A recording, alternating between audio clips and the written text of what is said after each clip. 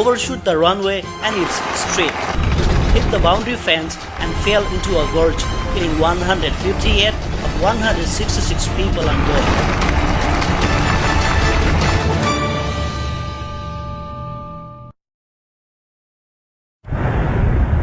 22 May 2010, Dubai International Airport, United Arab Emirates. Air India Express Flight 812 was operating its scheduled flight from Dubai to Mangalore with its aircraft Boeing 737-800.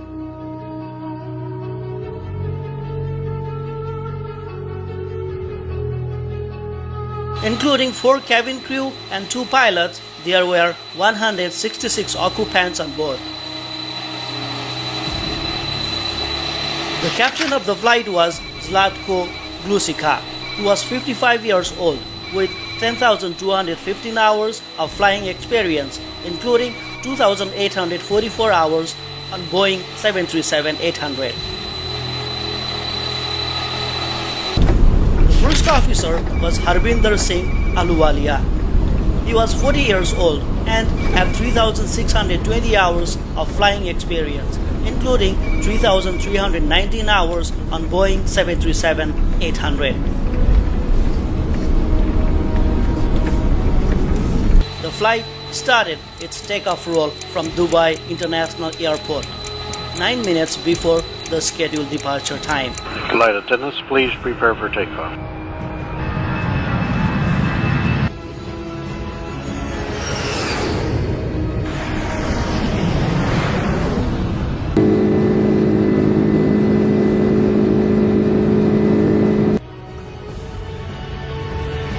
The takeoff, climb, and cruise were uneventful. The crew contacted the Mangalore area controller on frequency 127.55 MHz and reported that they are over the Ikama waypoint and flying at flight level 370.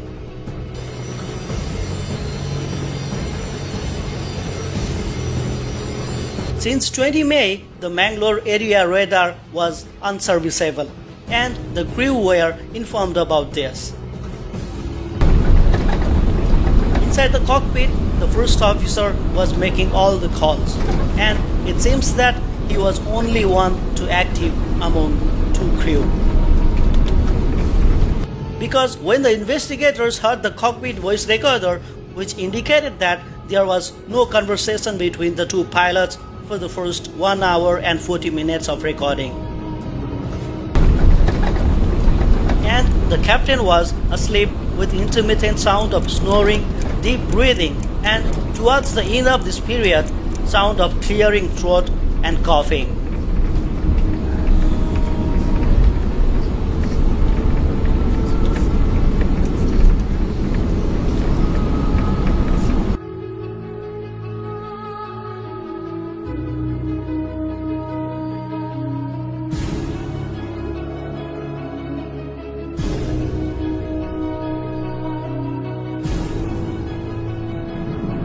Then the crew requested for descent clearance, but was denied by the ATC controller to ensure safe separation with other air traffic. When the aircraft was ATDME, the crew reported their position, which was instructed by Mangalore area control before. Then the ATC cleared the flight to descend to 7,000 feet. The visibility in that time was 6 kilometers. Mangalore Airport has a tabletop runway with landing approaches presented with the extreme edges of a hillside with elevation of 101.629 meters above the sea level.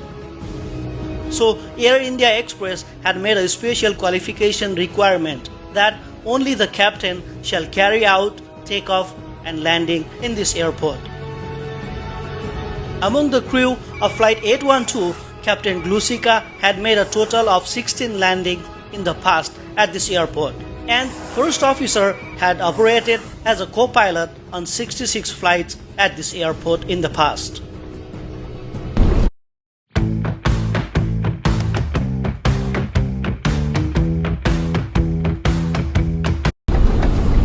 cockpit was silence.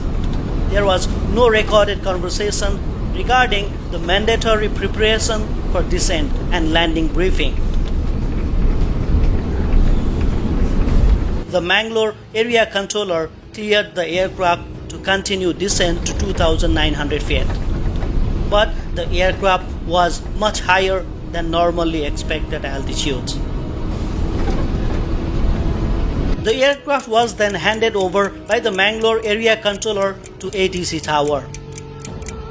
The ATC thereafter asked the crew to report after establishment on 10 DME arc for ILS runway 24. Now the captain had realized that the aircraft's altitude was higher than normal. The aircraft continued to be high and did not follow the standard procedures of intercepting the ILS glide path at the correct intercept altitude. These incorrect procedures led to the aircraft being at almost twice the altitude as compared to a standard ILS approach.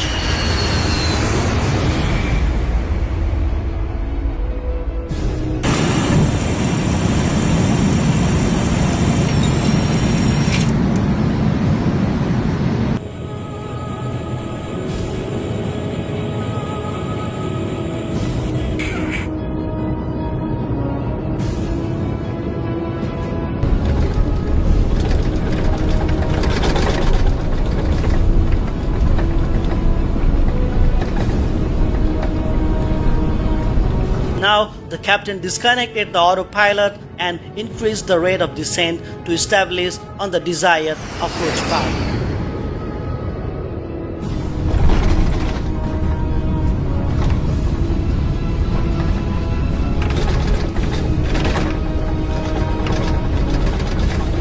However, the first officer did not appear to take any action to initiate a go-around.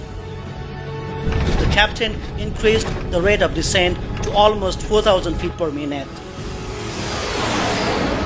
The pilots did not report having establishment on ILS approach. Instead, the ATC tower asked the crew. To this call, the captain forced the first officer to give a call of affirmative. Then ATC gave landing clearance. The aircraft was at an altitude of 200 feet when it crossed the runway threshold with a speed of 160 knots, where it should at an altitude of 50 feet with a speed of 144 knots for the landing.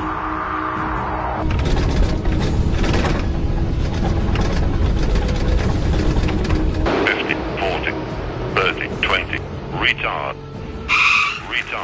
Despite the ground proximity warning system and calls from the first officer to go around, the captain had persisted with the approach in unstabilized conditions. The aircraft overshot the runway, including the strip of 60 meters.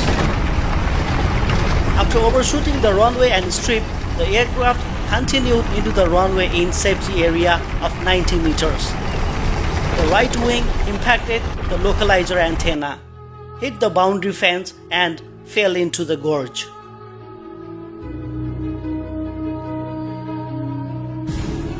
Due to impact and fire, the aircraft was destroyed. 152 passengers and all 6 crew members lost their lives.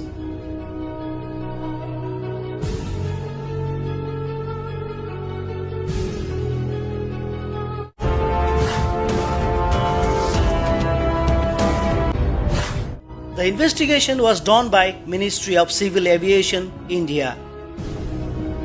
According to the investigators, the cause of this accident was captain's failure to discontinue the unstabilized approach and his persistence in continuing with the landing despite 3 calls from the first officer to go around and a number of warnings from ground proximity warning system. In spite of availability of adequate rest period prior to the flight, the captain was in prolonged sleep during flight, which could have led to sleep inertia. As a result of relatively short period of time between his awakening and the approach, it possibly led to impaired judgment. This much for today. If you are watching until now, then please support us by liking the video and by subscribing the channel.